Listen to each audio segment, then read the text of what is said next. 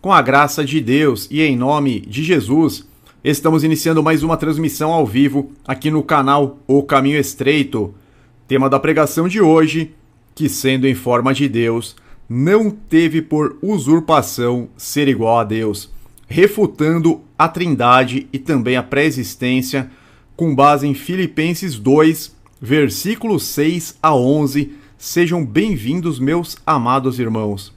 A gente vai trazer esse tema que é um tanto quanto polêmico, mas na verdade quando nós entendemos a Bíblia, o Antigo Testamento, a Torá, os profetas, livro de Salmos, fica muito mais fácil, fica muito mais simples entender aquilo que Paulo está querendo dizer, porque Paulo, ele sempre diz que ele não fala além do que foi dito pelos profetas, ele não vai contra o Antigo Testamento, meus irmãos. Tanto que Jesus diz que nós devemos crer nele como está dito nas Escrituras.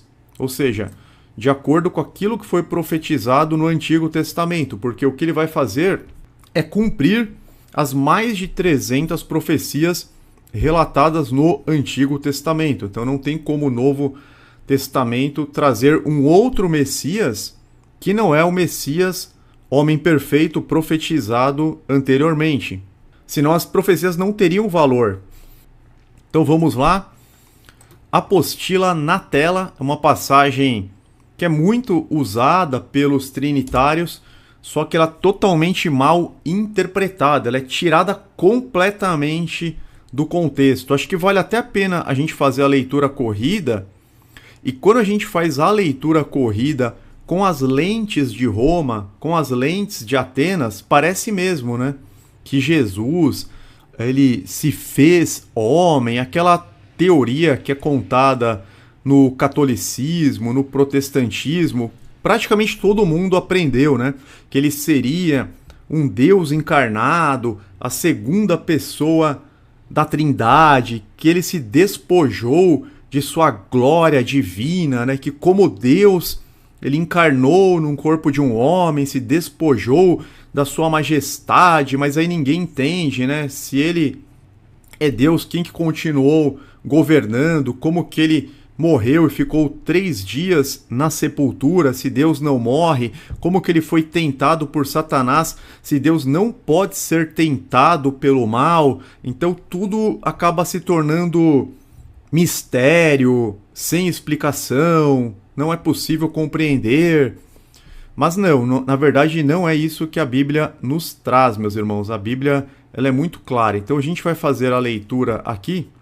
Eu vou até colocar na Almeida Corrigida Fiel e depois a gente pode ler na NVI também. A partir do versículo 3, do 3 ao 11. Não façais por contenda ou por vanglória, mas por humildade. Cada um considere os outros superiores a si mesmo. Não atente cada um para o que é propriamente seu, mas cada qual também para o que é dos outros, de sorte que haja em vós o mesmo sentimento que houve também em Cristo Jesus. Agora começa a polêmica.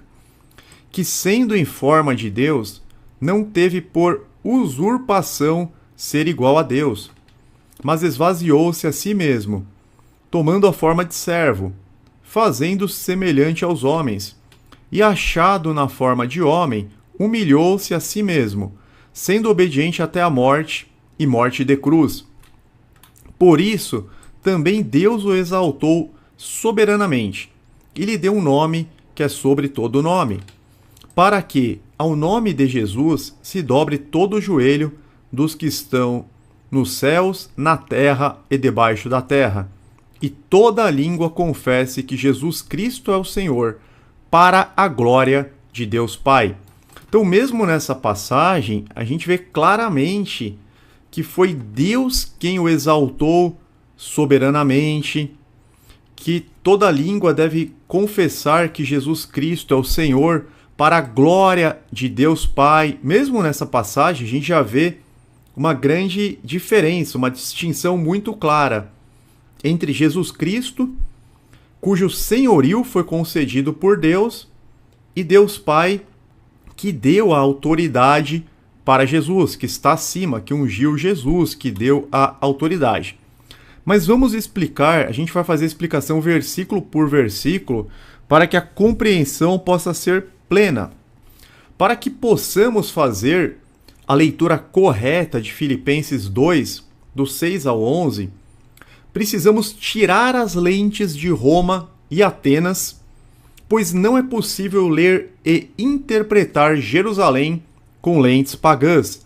O que eu quero dizer com isso? Nós temos que entender o seguinte: o livro de Filipenses foi escrito por um judeu estritamente monoteísta, instruído rigorosamente na escola de Gamaliel, conforme consta lá em Atos 22, 3. Então Paulo era judeu, fariseu, da escola de Gamaliel, estritamente monoteísta, que aguardava a chegada de um Messias homem, que nasceria em Belém.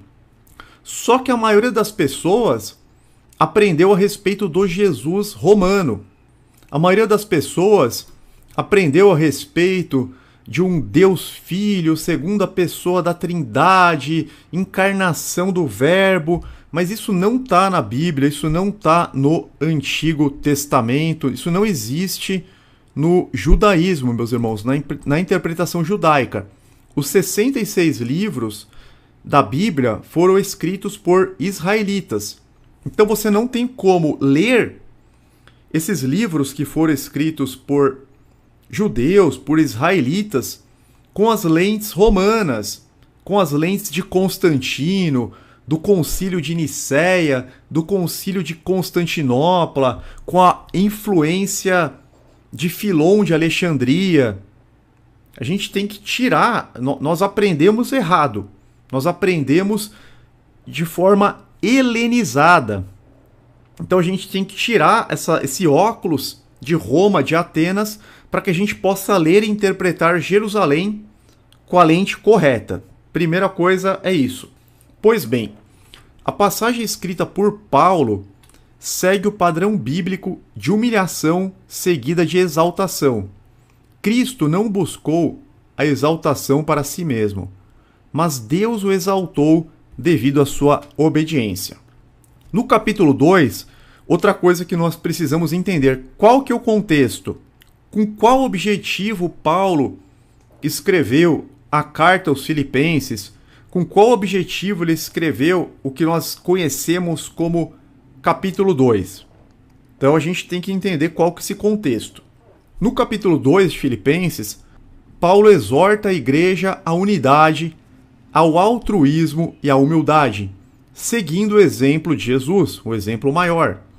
Não existe sequer menção, muito menos ensinamento, sobre doutrinas heréticas, como trindade e pré-existência, totalmente estranhas à igreja primitiva. Nós já mostramos nas lives passadas que essas doutrinas são completamente desconhecidas da igreja primitiva. Veremos abaixo que o texto apresenta implicitamente um contraste entre Cristo e Adão. Enquanto Adão buscou se elevar e caiu, Cristo se humilhou e foi exaltado. É justamente essa atitude de humildade, abnegação e serviço que Cristo adotou e que Paulo requer aos irmãos em Filipe. Esse é o contexto, esse é o objetivo, esse é o ensinamento da carta. E esse ensinamento a gente vê de imediato nos versículos anteriores. Nós podemos ler os versículos 3 a 5 de Filipenses 2, para confirmarmos essa assertiva.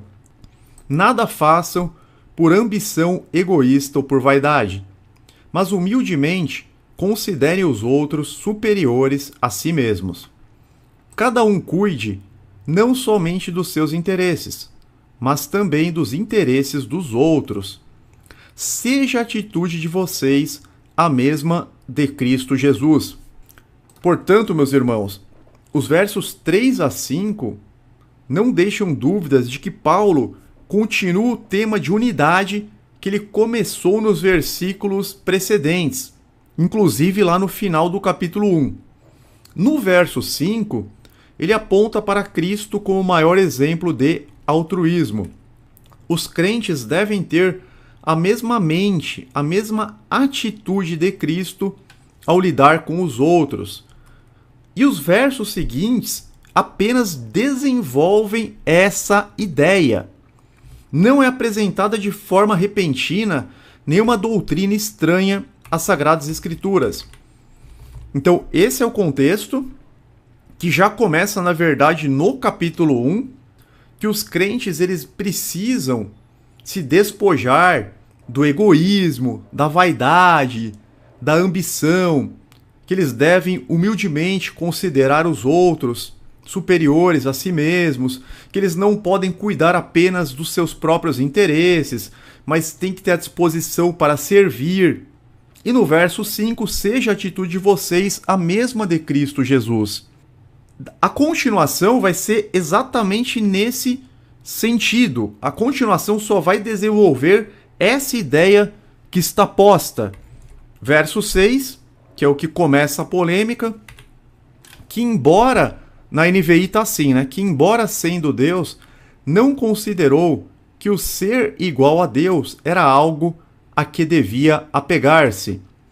E na Almeida Corrigida Fiel, que está mais próxima do texto grego original, está escrito o seguinte: que sendo em forma de Deus, não teve por usurpação ser igual a Deus. O que o texto quer dizer? No texto grego está constando en morphé theon, ou seja, exatamente em forma de Deus, que é predicado de Adão. Gênesis 1, 27b, criou Deus o homem à sua imagem, a imagem de Deus o criou. Nós vamos ver, meus irmãos, que forma de Deus é sinônimo para imagem de Deus, o que reforça que Cristo é o modelo perfeito da humanidade restaurada em oposição à queda de Adão. No versículo 6, Paulo está contrastando a postura do primeiro Adão, que teve por usurpação ser igual a Deus, aceitando a proposta da serpente, que está lá em Gênesis 3:5, no dia em que dele comerem, seus olhos se abrirão e vocês serão como Deus. Então, Paulo está contrastando a postura do primeiro Adão, que teve esse intento de ser igual a Deus, com a postura do segundo Adão, Jesus, que não incorreu no mesmo erro. Como disse o apóstolo Pedro, Paulo costuma escrever da mesma forma as suas epístolas. É importante a gente levar isso em consideração. 2 Pedro 3,16. Ele escreve da mesma forma em todas as suas cartas, falando nelas destes assuntos. Então, Paulo ele não chegou de repente na igreja de Filipe e trouxe uma doutrina totalmente nova, que não tem na Torá, que não tem nos profetas, que não tem em Salmos, que não tem em nenhum dos livros do Antigo Testamento, que não tem nas outras cartas. Não! Como Pedro disse, 2 Pedro 3,16, ele escreve da mesma forma em todas as suas cartas, falando nelas destes assuntos. Mas Pedro vai fazer uma observação importante. Suas cartas contêm algumas coisas difíceis de entender, as quais os ignorantes e instáveis torcem, como também o fazem com as demais escrituras para a própria destruição deles, ou para a própria perdição. A gente tem que tomar cuidado com esses pontos difíceis. Tal como na carta aos Filipenses, Paulo já havia feito contraste semelhante entre o primeiro e o segundo Adão em 1 Coríntios 15, 45 a 49, onde ele menciona expressamente o primeiro Adão e o último Adão. Ele já tinha feito esse contraste também em Romanos 5, dos versículos 15 a 19. Agora eu vou trazer para vocês o comentário da Bíblia de Jerusalém, confirmando tal assertiva. E esse comentário da Bíblia de Jerusalém é justamente em Filipenses capítulo 2. Então, quem tem a Bíblia de Jerusalém pode abrir aí na página 2047, que vocês vão ver que está escrito exatamente isso.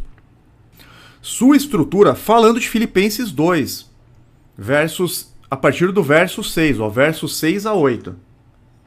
Sua estrutura, contudo, é manifestamente baseada no esquema bíblico da humilhação seguida pela exaltação. Olha que interessante. Ele menciona, inclusive, os versos que falam da humilhação e os versos que falam da exaltação. Sua estrutura, contudo, é manifestamente baseada. Manifestamente significa é claramente, é obviamente baseada no esquema bíblico da humilhação, versos 6 a 8, seguida pela exaltação, 9 a 11. Segundo o qual a pessoa justa que sofre é recompensada por Deus. É mais provável, por isso, que Jesus, como segundo ou último Adão, e menciona 1 Coríntios 15, 45, seja implicitamente contrastado ao primeiro Adão. E ele cita Gênesis 3, 4 e 5. Depois, no item G, ainda da página 2049 da Bíblia de Jerusalém, uma vez que forma é usada intercambiavelmente como imagem na Septuaginta, forma de Deus é sinônimo para imagem de Deus, que é predicado de Adão e de Cristo. Então é exatamente isso o que Paulo está falando. Na Septuaginta, as palavras forma, que é morfe no grego, e imagem, eikon no grego, são usadas de forma intercorrente, significando exatamente a mesma coisa. Adão era em forma de Deus, no sentido de ter sido feito à imagem de Deus, sem pecados, mas desejou ser como Deus, como a gente vê em Gênesis 3:5. Algo que o Senhor Jesus não teve por usurpação, como bem atestado por Paulo no versículo em questão. Usurpação, meus irmãos, é o crime de apoderamento ilícito de coisas, bens, títulos, estado ou autoridade. Caso o Messias fosse o próprio Deus, ele não poderia incorrer em tal crime, caso quisesse ser ele próprio. Não teria o menor sentido. Por que Adão transgrediu? Porque ele teve por usurpação ser como Deus, tal como a serpente propôs. Mas Jesus não teve o mesmo intento. Se Jesus fosse Deus no sentido primário e não representativo, porque ele é o representante de Deus, é Emmanuel, simplesmente não seria usurpação querer ser igual a Deus, pois você não pode usurpar algo que já é seu. O Messias veio como mandatário de Deus, porta-voz das palavras do Altíssimo, mas sabiamente não teve por usurpação ser igual ao mandante que lhe outorgou poder e autoridade. E ele sempre deixou isso claro. João 12:49. Pois não falei por mim mesmo, mas o Pai que me enviou me ordenou o que dizer e o que falar. João 5:30a. Por mim mesmo nada posso fazer. João 14:28b. Vou para o Pai, porque o Pai é maior do que eu. Então a gente vê uma atitude de submissão, inclusive de Jesus ressurreto, porque Jesus ressurreto, ele entrega o reino a Deus e se sujeita a Deus. Então nós vemos que eles não são coiguais. Enquanto a desobediência do primeiro Adão, feito à imagem de Deus, trouxe a morte, a obediência do segundo Adão, feito à imagem de Deus, trouxe a vida. Romanos 5:19.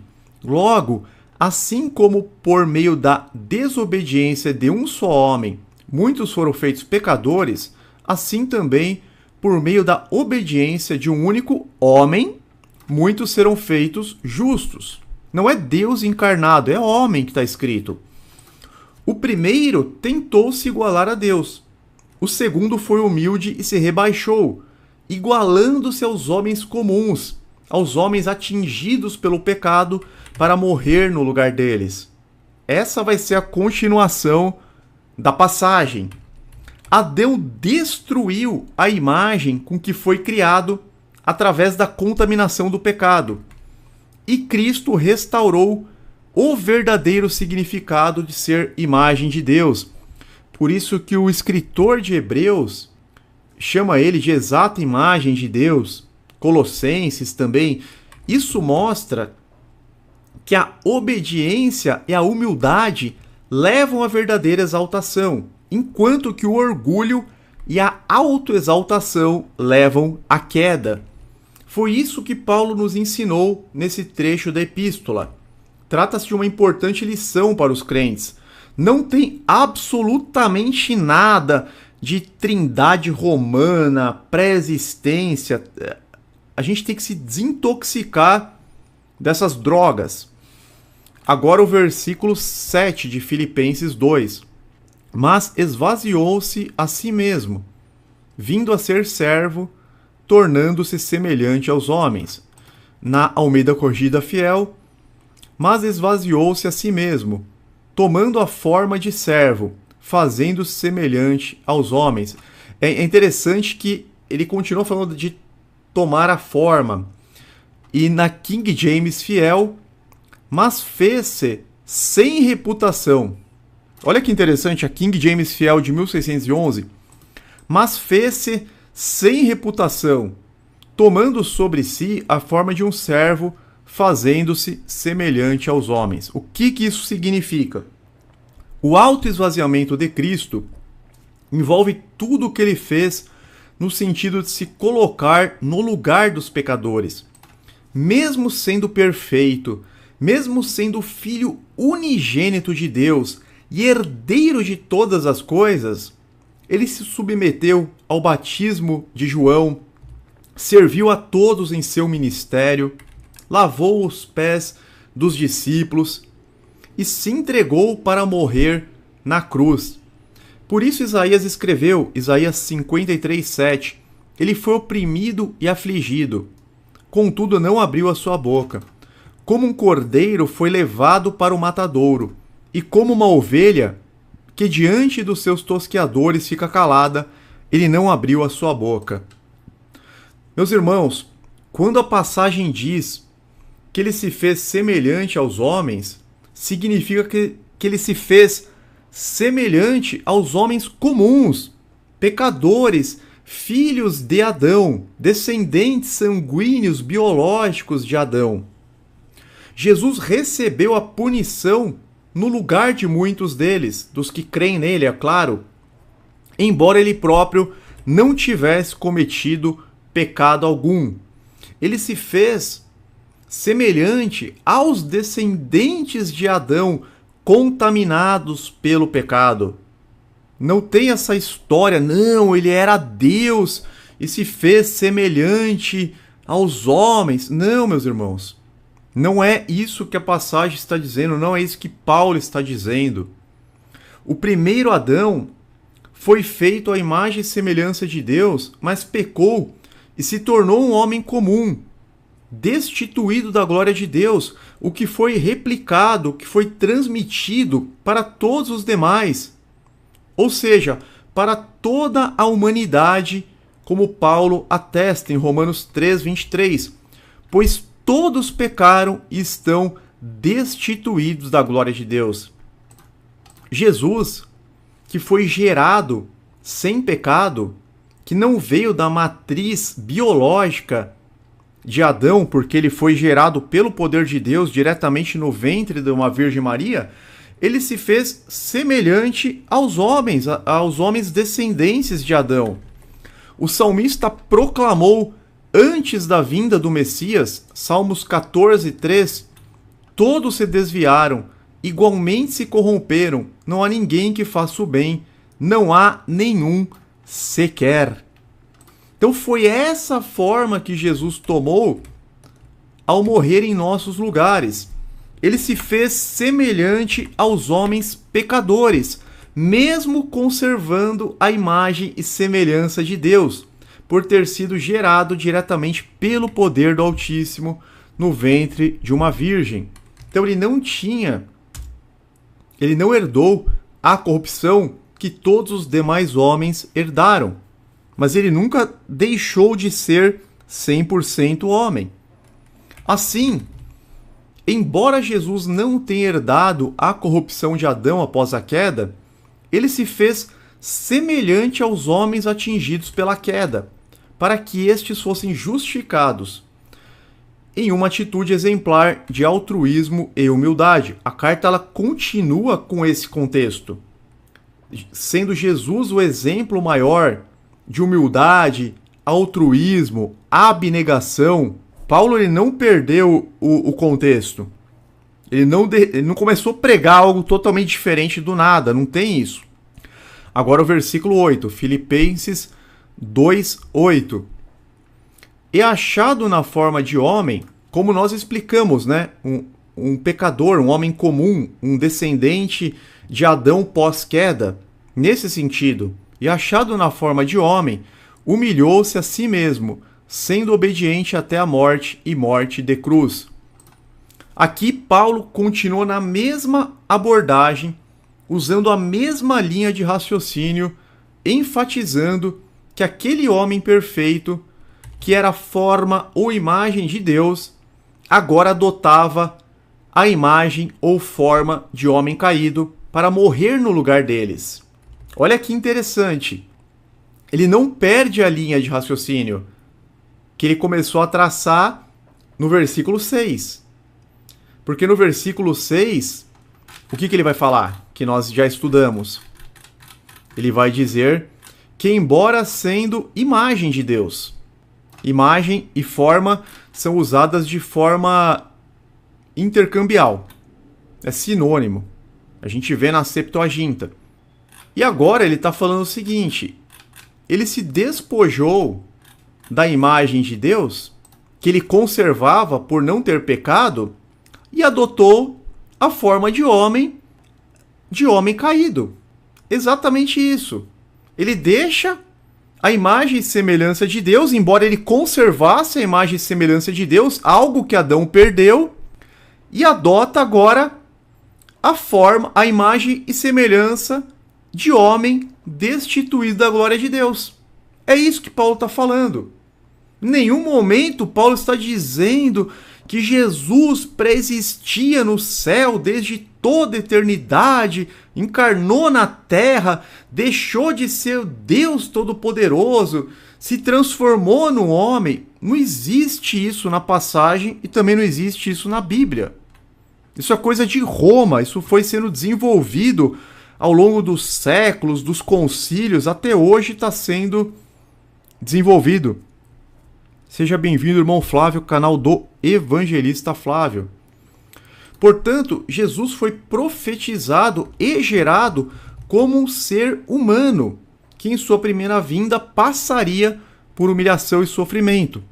Isaías 52, versículos 13 a 15.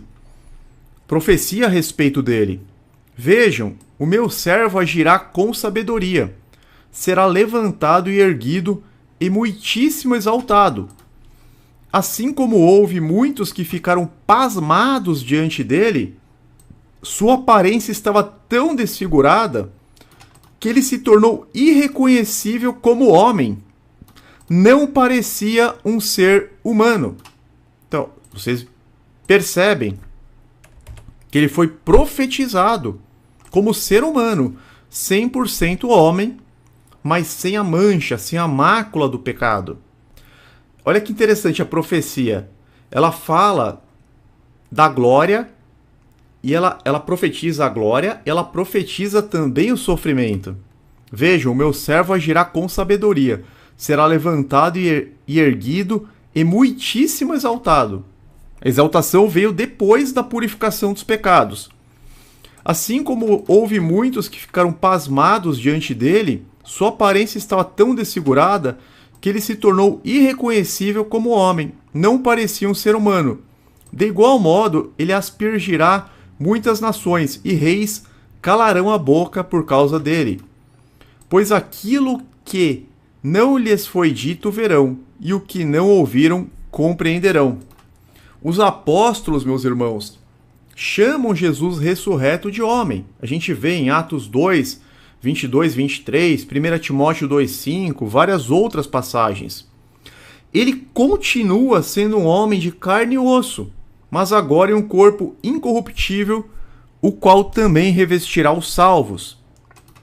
O evangelista Lucas, que era médico, descreveu o corpo de Jesus ressurreto.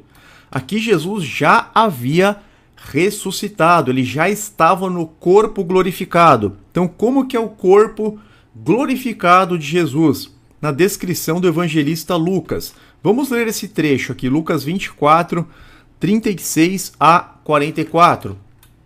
É a descrição anatômica mais detalhada de um médico. Enquanto falavam sobre isso, o próprio Jesus apresentou-se entre eles. Ele lhes disse: paz seja com vocês. Eles ficaram assustados e com medo, pensando que estavam vendo um espírito. Ele lhes disse: por que vocês estão perturbados? E por que se levantam dúvidas em seus corações? Vejam as minhas mãos e os meus pés. Sou eu mesmo. Toquem-me e vejam. Um espírito não tem carne nem ossos, como vocês estão vendo que eu tenho. Então, Lucas 24, 39. Jesus ressurreto, no corpo glorificado, fala para os discípulos: vejam as minhas mãos e os meus pés, sou eu mesmo. Toquem-me e vejam, um espírito não tem carne nem ossos, como vocês estão vendo que eu tenho. Tendo dito isso, mostrou-lhes as mãos e os pés. E por não crerem ainda, tão cheios estavam de alegria e de espanto, ele lhes perguntou: vocês têm aqui algo para comer? Deram-lhe um pedaço de peixe assado, e ele o comeu na presença deles. Então Jesus, um ser humano, feito de carne, ossos, braços, pernas, mesmo no corpo ressurreto, comeu um peixe na frente deles e disse-lhes: foi isto que eu lhes falei enquanto ainda estava com vocês. Era necessário que se cumprisse tudo o que a meu respeito estava escrito na lei de Moisés, nos profetas e nos salmos. Então aqui, meus irmãos, nós temos uma afirmação do próprio Senhor Jesus Cristo, que tudo foi cumprido a respeito dele, que estava escrito na lei de Moisés, nos profetas e nos salmos. Agora eu lhes pergunto, onde está escrito na Torá, onde está escrito nos profetas e nos salmos, que o próprio Deus iria encarnar? Não está escrito isso. Está escrito que um menino nasceria em Belém, que a Virgem daria à luz a um menino. Onde está escrito que ele pré-existia literalmente, ou como anjo, ou como segunda pessoa da Trindade, ou como um espírito indefinido? Não tem isso na Torá, não tem isso nos profetas, não existe isso nos salmos. Ele disse que tudo se cumpriu. Era necessário que se cumprisse tudo o que a meu respeito estava escrito. Paulo confirma que teremos o mesmo corpo de Jesus na ressurreição. Quando ele fala a respeito de Jesus, Filipenses 3:21, está escrito o seguinte: que transformará o nosso corpo abatido para ser conforme o seu corpo glorioso, segundo o seu eficaz poder de sujeitar também a si todas as coisas. Se Jesus fosse Deus, como que a gente teria o mesmo corpo glorioso do que ele? Então isso os trinitários também não podem responder. Vou perguntar novamente. Se Jesus fosse Deus, como que nós, os salvos, teríamos o mesmo corpo glorioso? Filipenses 3:21, vou ler novamente. Que transformará o nosso corpo abatido para ser conforme o seu corpo glorioso, segundo o seu eficaz poder de sujeitar também a si todas as coisas. E como que está no texto original em grego? No lugar de conforme, está escrito simorphon. O que é simorphon? Simorphon pode ser traduzido como igual, como constou na versão Almeida Revista e Atualizada, ou conforme, em conformidade. Olha que interessante, a mesma passagem na Almeida Revista e Atualizada. O qual transformará o nosso corpo de humilhação para ser igual ao corpo da sua glória. Para ser igual ao corpo da sua glória. Portanto, no versículo 8 de Filipenses 2, o apóstolo está ressaltando a atitude humilde e prestativa de Jesus em favor dos crentes, destacando que ele aceitou se colocar no lugar dos transgressores e morrer por eles, mesmo conservando a imagem de Deus, algo que o primeiro Adão não conservou na queda. O versículo 8 destaca que ele humilhou a si mesmo, sendo obediente até a morte e morte de cruz, ou seja, cumprindo o papel de Cordeiro de Deus, aquele que seria esmagado por causa das nossas transgressões. Isaías 53:5, mas ele foi transpassado por causa das nossas transgressões, foi esmagado por causa de nossas iniquidades. O castigo que nos trouxe a paz estava sobre ele, e pelas suas feridas fomos curados. Cristo se entregou à morte, mesmo sabendo que seria traído e que não era culpado daquilo pelo qual estavam acusando, de modo a cumprir a vontade soberana do Altíssimo. Inclusive ele disse: se possível for, afaste de mim esse cálice, mas que não seja feita a minha vontade, mas a tua vontade. Ele colocou a vontade de Deus em primeiro lugar e não a vontade dele. É claro que nenhum ser humano vai desejar ser açoitado, zombado, colocar aquela coroa de espinhos, crucificado e morto. Porém, ele se sujeitou à vontade soberana do Deus Todo-Poderoso.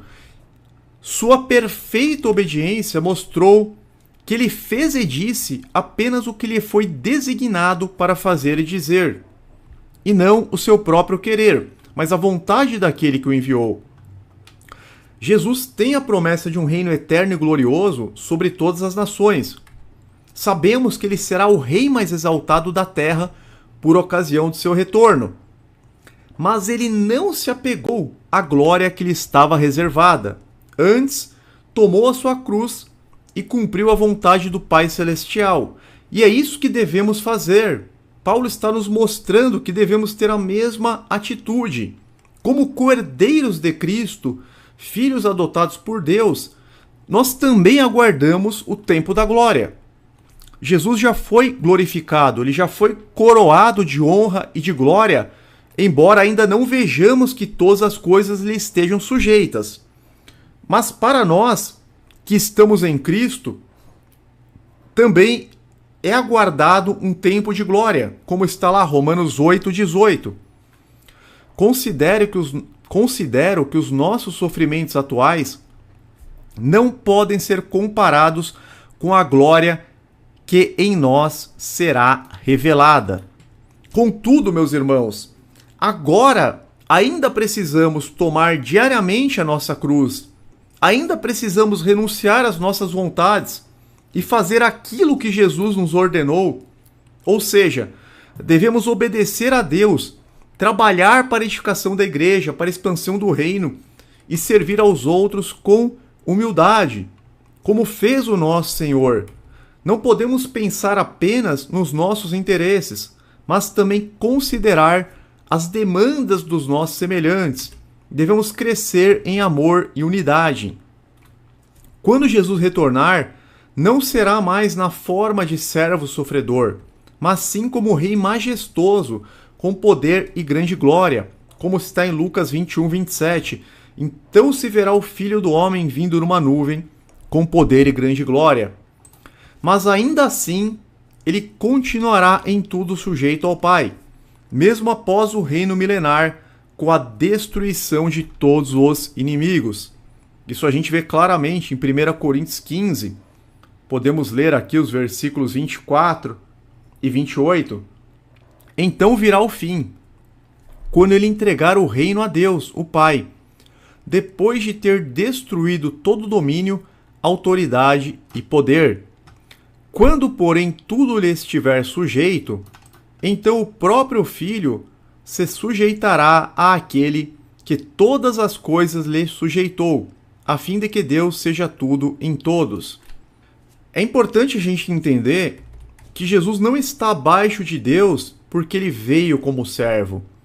A Bíblia nos revela claramente que Jesus sempre estará abaixo de Deus, em tudo sujeito ao Pai, mesmo como Rei glorioso e majestoso, embora esteja acima de todos os demais nomes, com exceção, é claro, do próprio Deus. 1 Coríntios 15, 27 deixa isso extremamente claro, porque ele tudo sujeitou debaixo de seus pés. Ora, quando se diz que tudo lhe foi sujeito, fica claro que isso não inclui o próprio Deus, que tudo submeteu a Cristo. Então a gente vê que eles não são coiguais. Existe uma relação clara de submissão, mesmo considerando Jesus ressurreto em sua glória. Ora, quando se diz que tudo lhe foi sujeito, fica claro que isso não inclui o próprio Deus, que tudo submeteu a Cristo. Cristo é ungido, Deus é a fonte da unção. Você só pode ser ungido por alguém maior. Agora vamos para o versículo 9 de Filipenses 2. Por isso Deus o exaltou à mais alta posição e lhe deu o nome que está acima de todo nome. Aqui a gente vê que esse padrão de humilhação e exaltação aparece em vários textos bíblicos, onde um justo sofredor é humilhado, mas posteriormente é exaltado por Deus. Podemos citar 2 exemplos. José do Egito é vendido como escravo e humilhado, ele é preso, mas depois é exaltado ao segundo posto mais alto do Egito, tornando-se governador. E nós vemos as pessoas se prostrando aos pés de José do Egito, inclusive seus irmãos, quando a fome atingiu a terra. Então eles se prostraram, eles dobraram os joelhos diante de José do Egito para que pudessem comprar aquele trigo, para que pudessem comprar aquele alimento. Então primeiro José do Egito foi jogado num poço, foi humilhado, foi vendido como escravo, foi preso numa masmorra, sofreu todo tipo de humilhação, de injustiça, mas depois ele foi exaltado ao segundo posto mais alto do Egito, tornando-se governador do Egito, de modo que aqueles que os humilharam tiveram que dobrar os joelhos diante dele. Outro exemplo, Jó sofreu sobremaneira, foi acusado injustamente de cometer pecados pelos seus amigos, mas depois Deus o restaura e o exalta. Em Filipenses 2, do 6 a 8, vemos a humilhação de Cristo. Ele esvazia a si mesmo, assume a condição de servo sofredor, se coloca no lugar dos homens pecadores, torna-se obediente até a morte e morte de cruz. E em Filipenses 2, do 9 a 11, ocorre a exaltação de Cristo. Paulo ele só está trazendo um esquema bíblico, um padrão bíblico de humilhação e exaltação que a gente vê, muitas vezes, desde o Antigo Testamento, desde o livro de Gênesis, meus irmãos. E Paulo compara implicitamente o primeiro Adão, que teve por usurpação ser igual a Deus, que aceitou a proposta da serpente para ser como Deus, com o segundo Adão, que não teve por usurpação ser igual a Deus. Então, em Filipenses 2, do 9 a 11, ocorre a exaltação de Cristo, Deus o eleva sobremaneira, lhe dá o nome que está acima de todo nome, todos se curvam diante dele e o reconhecem. Isso reflete um precioso ensino de Jesus em Mateus 23:12. Pois todo aquele que a si mesmo se exaltar será humilhado, e todo aquele que a si mesmo se humilhar será exaltado. Então, a gente volta lá para o comentário da Bíblia de Jerusalém, para quem perdeu, né? Nota da Bíblia de Jerusalém, página 2049. Agora vai ficar muito mais fácil de vocês entenderem o que Paulo está expondo para a igreja de Filipe. Qual a lição que Paulo está ensinando para aqueles nossos irmãos filipenses? Exatamente a estrutura aqui desse trecho da carta. Então, nota da Bíblia de Jerusalém, página 2049, item F. Sua estrutura, contudo, é manifestamente baseada no esquema bíblico da humilhação, versos 6 a 8, seguido pela exaltação, versos 9 a 11, segundo o qual a pessoa justa que sofre é recompensada por Deus. É mais provável, por isso, que Jesus, como segundo ou último Adão, 1 Coríntios 15, 45, seja implicitamente contrastado ao primeiro Adão, Gênesis 3, 4 e 5. E o item G, uma vez que forma é usada intercambiavelmente como imagem na Septuaginta. Forma de Deus é sinônimo para imagem de Deus, que é predicado de Adão e de Cristo. Então, como nós vimos, na Septuaginta as palavras morfe, forma e eikon, imagem, são usadas de forma intercorrente, significando exatamente a mesma coisa. Adão era em forma de Deus, no sentido de ter sido feito à imagem de Deus, sem pecados, mas desejou ser como Deus, algo que Jesus não teve por usurpação fazer, como bem explicado aqui pelo apóstolo. E a gente tem que tomar cuidado para não trazer uma interpretação pagã, para não trazer uma interpretação romana, ateniense, desse tão precioso ensinamento. Paulo não está trazendo fogo estranho, ele não está trazendo nenhuma doutrina estranha. O próprio Senhor Jesus confirma lá para os discípulos: era necessário que se cumprisse tudo o que a meu respeito estava escrito na lei de Moisés, nos profetas e nos salmos, e efetivamente se cumpriu. Vamos agora para o versículo 10, Filipenses 2:10.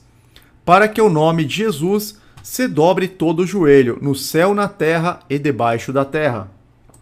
Dobrar o joelho aqui não significa adoração divina, tanto que a gente vê José do Egito tipificando Jesus também nesse quesito, mas significa submissão ao Rei Jesus, coroado de honra e de glória e reconhecimento da sua autoridade outorgada por Deus sobre todas as criaturas, nos céus, na terra e debaixo da terra. Não há nome algum acima de Jesus, com exceção ao nome do próprio Deus Yahvé. Em Apocalipse capítulo 3, vemos que os falsos judeus dobram os joelhos diante dos crentes da igreja de Filadélfia.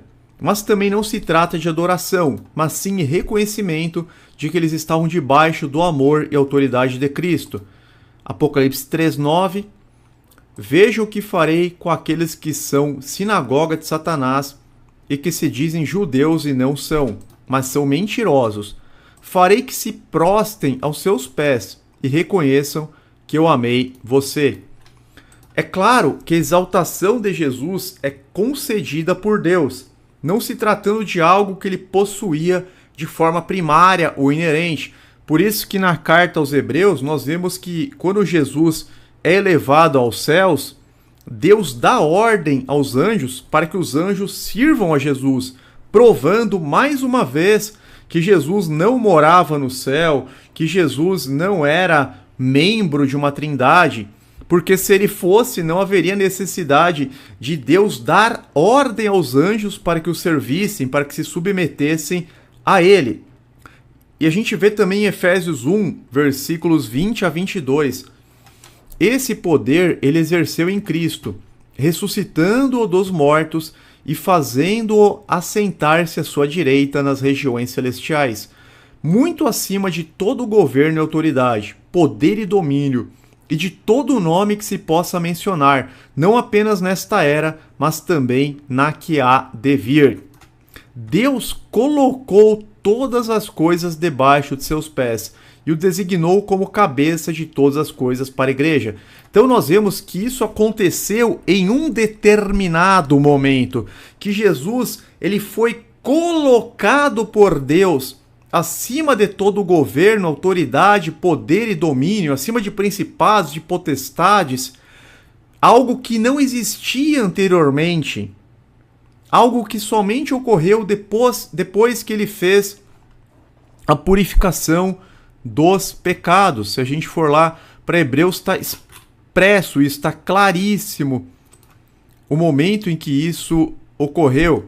Então a gente vê aqui, depois de ter realizado a purificação dos pecados, ele se assentou à direita da majestade nas alturas, tornando-se tão superior aos anjos, quanto o nome que herdou é superior ao deles.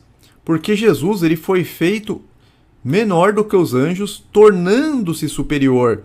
Hebreus 2:9. Vemos, todavia, aquele que por um pouco foi feito menor do que os anjos, Jesus, coroado de honra e glória por ter sofrido a morte, e não antes, para que pela graça de Deus, em favor de todos, experimentasse a morte.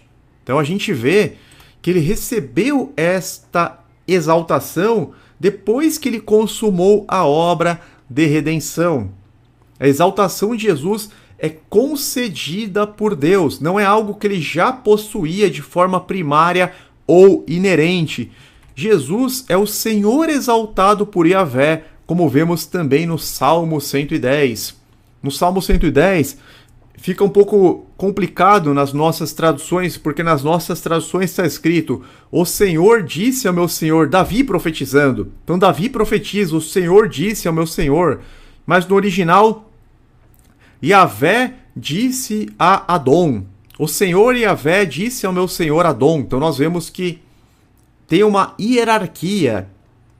O primeiro Senhor que aparece é o próprio Deus Todo-Poderoso, por isso que muitas Bíblias trazem todas as letras em maiúsculo, em caixa alto.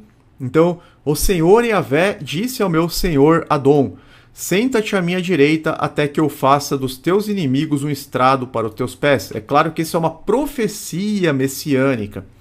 E o rei Jesus é o rei messiânico que será estabelecido em Sião, no trono antes ocupado por Davi. Salmos 2:6, outro salmo messiânico.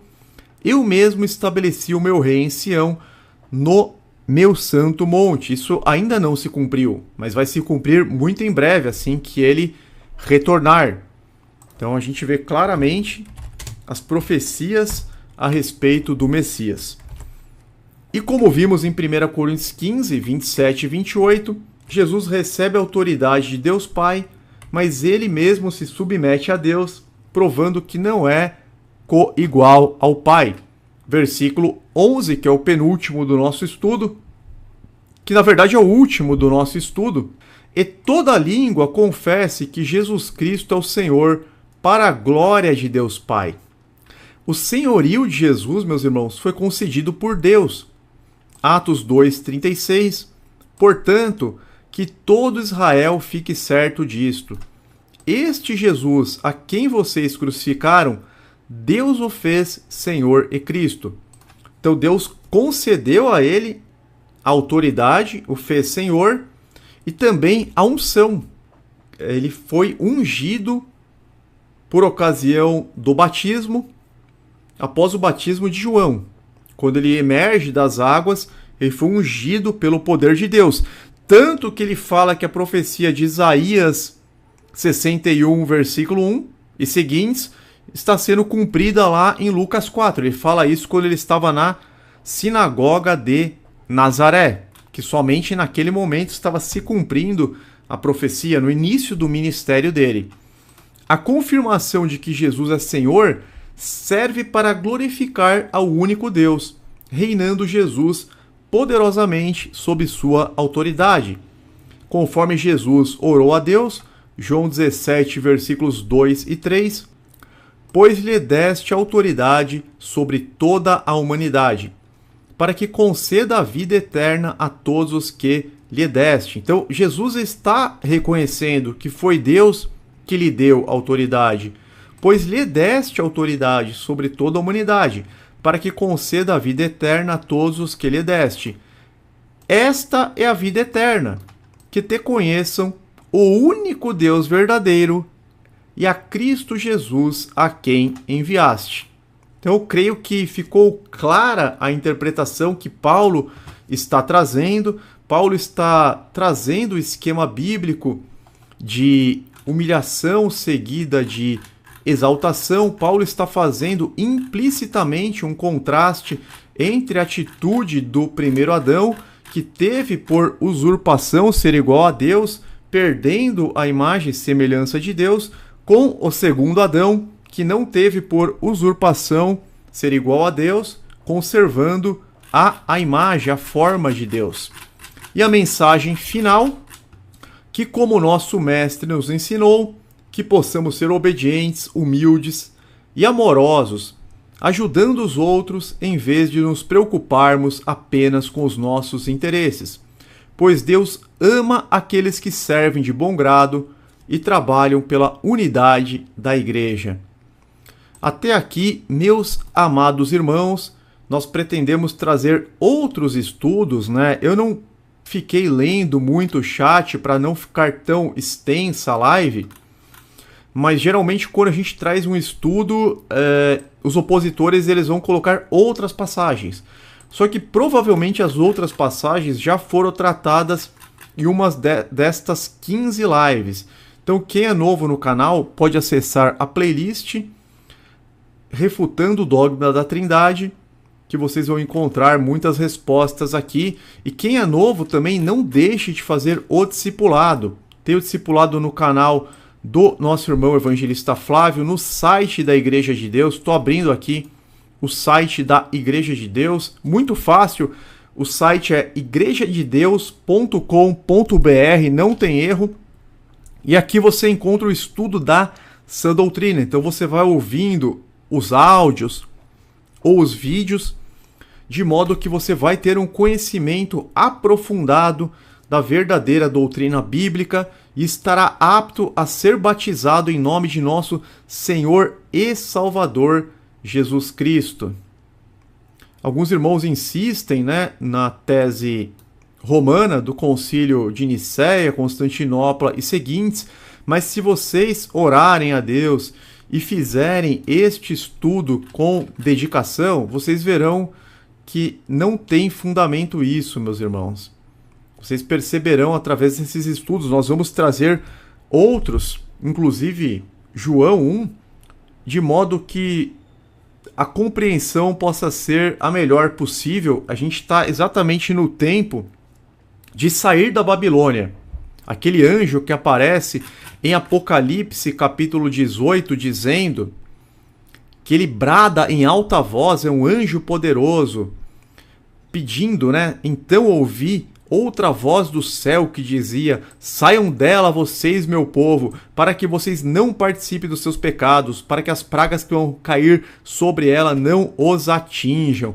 Então essa é a hora, meus irmãos, de sair desse sistema religioso de engano, de arrancar essa lente de Roma, essa lente de Atenas que ofusca os olhos. Esta é a hora de chegarmos à verdade bíblica como ela é, de lançar fora essa crença em um Jesus romano, Deus Filho, encarnado, membro de uma trindade, de se desintoxicar com esses enganos, de se livrar da marca da besta, porque a marca da besta ela impregna, né, na mente, na testa, na forma como a pessoa obra, na mão. Tem que se livrar desta marca da besta imposta pelo Sacro Império Romano e chegar à verdade. Conhecereis a verdade e a verdade vos libertará. Não deixe, meus irmãos, de fazer esse estudo dessa playlist, de fazer o discipulado. Quem é novo, se inscreva no canal do Evangelista Flávio. Tem mais de 1000 lives no canal do Evangelista Flávio. Vamos realmente chegar ao conhecimento da verdade. Então, até aqui, meus irmãos, não a nós, Senhor, nenhuma glória para nós, mas é o teu nome, por teu amor e por tua fidelidade, porque dele, por ele e para ele são todas as coisas. Glória, pois, ao nosso amado Deus, ao nosso Senhor Jesus. Amém. Se alguém esqueceu do like, poderia deixar agora, por gentileza. E eu também peço aos irmãos que deixem comentários para impulsionar a live. Os irmãos que têm dúvidas, né, que ainda defendem o dogma, também podem deixar seus comentários, claro que com o respeito e educação, que a gente vai respondendo na medida do possível.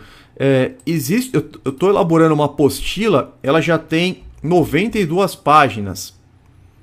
Daqui a pouco eu só estou revisando, daqui a pouco eu disponibilizo para vocês, mas já está na 12ª edição, a gente sempre vai atualizando, trazendo mais elementos. Então essa apostila que tem 92 páginas, ela refuta todas as passagens que os trinitários procuram utilizar, né? Então a gente tem aqui, é uma apostila bem extensa mesmo, bem completa, detalhada, e depois a gente vai disponibilizar também. Ok? Fiquem todos na paz e na proteção do Eterno. Em nome de Jesus. Amém.